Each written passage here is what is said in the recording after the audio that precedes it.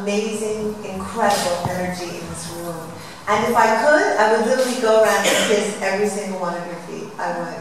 I am so in awe of what you've done and who you are and the work you've been doing and just what happened in Germany. And I'm blown away. I'm just sitting here like blown away on every level, and I feel so emotional. I just want to throw myself on the floor. Because you know what's amazing, and I just want to take a moment to appreciate Kennen, who's been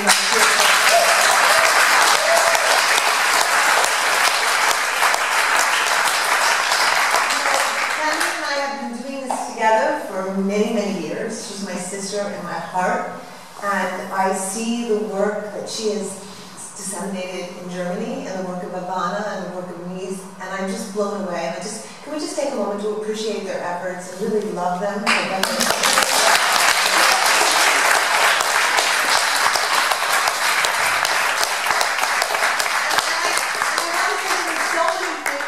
said in the circle that touched my heart so deeply, particularly when you talked about dance and the power of dance and the power of visualization to release, and what you talked about with dance and the finger of God, and to see Medical Adil in the room, who really is where I began. This whole movement was in Bosnia, in Zenica, at Medical Adil 20 years ago, and I just was in contact with them for the anniversary, and we were just able to find an amazing woman there, and to see my sister from Kosovo, because Ego at the women's group is my dear, dear sister, and I was there during the war, and just like the whole interweaving of the story. But what I'm really struck with is how powerful this movement is, you know, and how incredible what's emerging is around the world. And it's really overwhelming, you know, to sit and keep going from country to country and feeling the power of this. I want to be able to communicate it to you all that it's in the villages, it's in the small towns that this movement is happening around the world.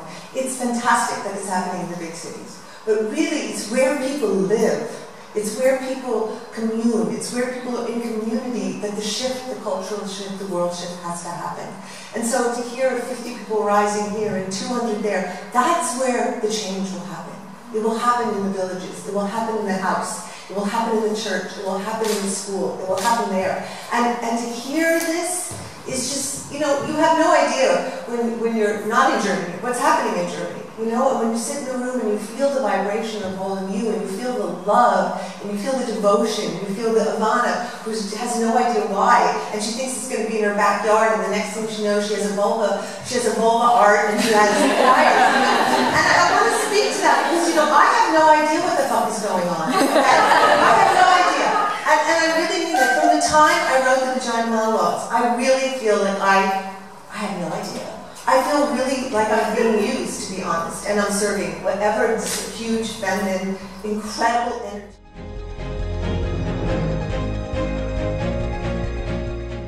Bodies and our beings, that the time for the feminine to return is here. If it doesn't happen now, it won't happen. You know, we look at Philippines today, where my sisters have been calling me all day, and we're seeing like the catastrophe of climate change. The catastrophe of mind, the catastrophe of capitalism and neoliberal policies that have desecrated that country, you know?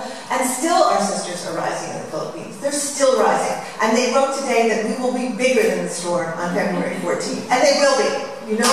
Because we all know that we're coming. And I feel it's like this, I can feel it in my whole body when I sit in this room, what this energy is. It is so beautiful. It is so different. It isn't about hate. It isn't about domination. It isn't about occupation. It isn't about being better than or worse than or on top of it or low. It's about this. It's about this. It's like passing that energy like this. It just goes and goes and goes. And we're all carriers of that energy. And we're all the receptacles of that energy, and we're all the sharers of that energy, you know? And it's amazing. And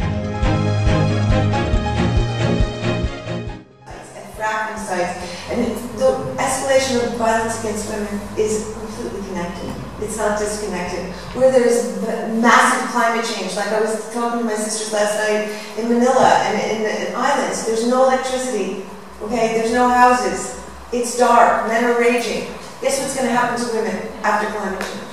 Guess what the violence is that all these things are interconnected and linked so deeply. And one of the things our sisters from the South and our sisters from Africa and our sisters from, you know, they already get those connections because they're on the front line.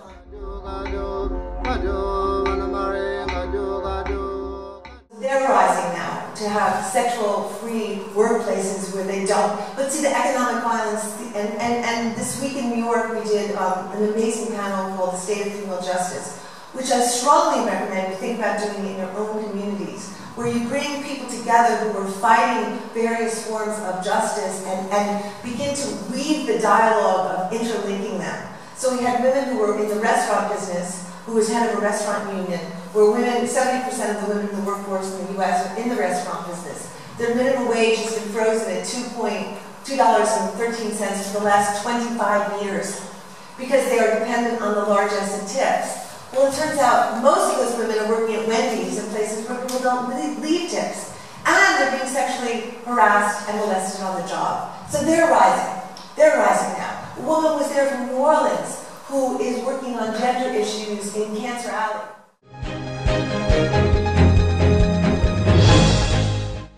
To men as well as women. There's no man who has been brought up to shut off his heart, not cry, you know, turn against himself in every respect, not to doubt, not to be able to have any kind of experience of being lost. That is tyrannical. That is violence, you know. So we're living in a world where everybody is traumatized and holds a wound of some kind. And I think one of the things that we have to really call up in ourselves this year is how do we, because often our wound becomes our identity, you know. I became a radical militant feminist because I was raped and beaten by my father, and that was my identity for so long. And I didn't have a lot of room for other people's wounds. You know, I was fighting my own way out of my own darkness.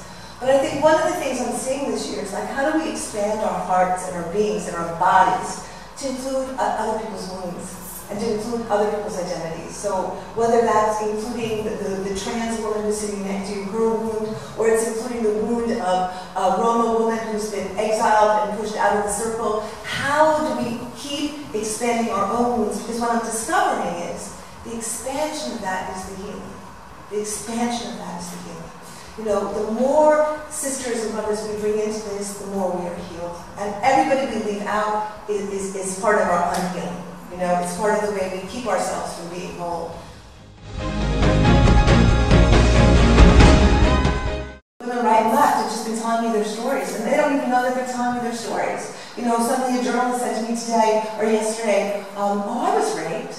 It was just like that. It just came out of my mouth. I don't think she's ever told anyone that before. And they just, well, maybe it wasn't really rape, and maybe it was my fault. And I was like, whoa, okay. But it's like the story is there. The story's there inside so many people. And we don't have the context or the safety or the space or the environment to tell those stories. So that's the first step in justice. Then when we tell our stories, we come out, and usually the system re-rapes us or re-oppresses us, and having to go and press charges or stand up in courts, or, you know, then we're made to be blamed for it or made to feel like we did it or somehow it was our fault. Performance art, I tried sex, and I tried drugs, and I tried rock and roll, and then I got cancer. I got really bad cancer, and a lot of my organs got removed, and 7 of them to be exact, and 70 nodes. And I woke up from 9-hour surgery, and I had tubes and catheters coming in every part of my body, and for the first time in my life, I was body. I was in my body. It was amazing. It was like, wow, I'm in my body. I'm a body. And I got what that experience was. Like, I came home. I came home. And the journey through cancer, that 7 months, was really just about, for me, re-entering this body and reconnecting with the earth, which had become foreign to me because when we're not connected to our bodies, it's very hard to be connected to the mother. And what I've realized is that every time we're traumatized, if our bodies are a gateway to consciousness, which I believe they are, you know, they are the gateway. If we are traumatized and abused, it's like having nails in the gateway, just plugs all over the gateway, right? So that we don't have access to our deepest wisdom, our deepest intuition, our deepest vision, our deepest energy, our deepest power. So we have all these a billion women, just imagine on this planet, with nails in all their gateways, in all the power places, where they... There are so many amazing men who are part of 1 billion rising. Across the planet, there are really good men rising. You know, our sisters were just in South Africa. There's a whole new boys group that is rising now. There are incredible men in Congo who have formed B-Men. There are men in Peru who are working with the construction workers this year. And all the construction workers are going to have signs that say, I do not sexually harass anybody. I stand with my sisters on the street. There's all kinds of amazing things happening. And I think we need our brothers. We don't rape ourselves. We don't beat ourselves. The men have to change, and the men have to rise with us if we're going to stop the violence. My board and to my team, they all said, you're kidding, right? You mean 1 million? I said, no, I mean 1 billion. There's 1 billion women on the planet. It took everybody a few weeks to really drop that idea. They kept saying, we're going to fail at this. How can we put 1 billion out there? You're crazy. But then I kept convincing. I was like, what's the worst that can happen? If 50 people rise, so what? How have we lost? If 1,000 people rise, so what? So we didn't get 1 million. We'll keep going, you know? And in fact, it was so ridiculous and so audacious that it happened. And it really taught me something. That it was the biggest mass action in the history of the world, right? That's never happened in 207 countries. And when you see this video, you'll understand how incredibly, insanely miraculous it was. So what I really want to urge you to do is dream big. Have audacious dreams. Have audacious